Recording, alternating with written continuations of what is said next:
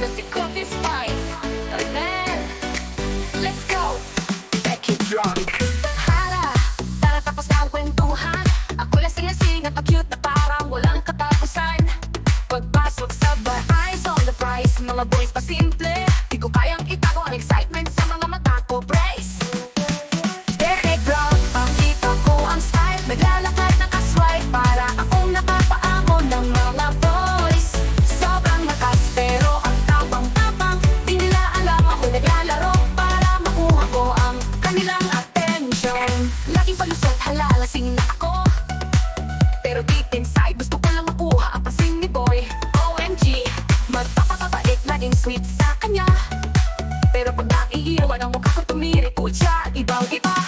Becky Drunk, pakita ko ang style. Naglalakad na kaswipe para akong napapaamon ng mga boys. Sobrang lakas pero ang tapang-tapang. Di nila alam ako'y naglalaro para makuha ko ang kanilang attention. Teka lang, siya na ba? Titingin na ba? Gagawin ko ang lahat para sa kanya kahit lasing pa.